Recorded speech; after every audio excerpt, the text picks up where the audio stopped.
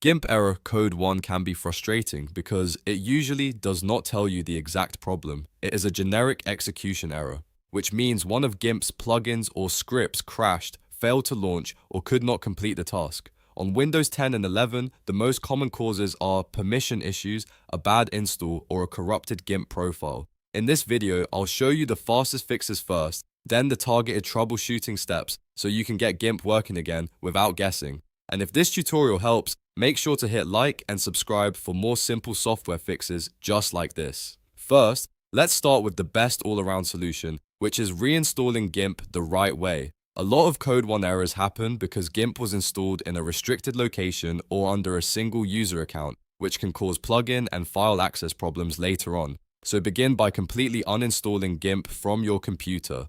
After that, go to the official Gimp website and download the latest installer. When you run the setup file, choose the Customize option instead of just clicking through the default install. This next part is very important. Select Install for all users. That forces Gimp to install into program files, which avoids many Windows permission issues and can prevent strange plugin crashes. Once the install is finished, open Gimp again and test the same action that was causing the error. If the issue is still there, the next fix is to reset your Gimp profile. Corrupt preferences, broken tool settings, or damaged temporary files can cause plugins to fail even when the app itself looks fine.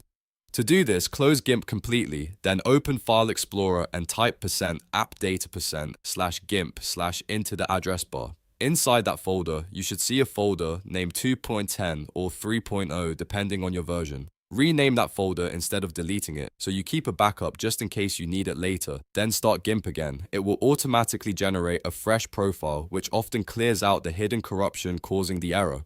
Now, if the problem still appears, we need to figure out when it happens. If the error shows up when you export a file, especially as PNG or JPG, the export plugin itself may be crashing. This can happen because of conflicting metadata, oversized layer groups, or a file that is too complex for the exporter to handle cleanly. A quick fix is to flatten the image before exporting. You can do that by going to Image, then clicking Flatten Image. If flattening works, that means one of your layers or layer groups was causing the exporter to fail. Another fix is to open the export dialog and turn off metadata options like Save EXIF, XMP, or IPTC data. Sometimes metadata imported from other software is corrupted, and that can trigger execution error code 1 during export.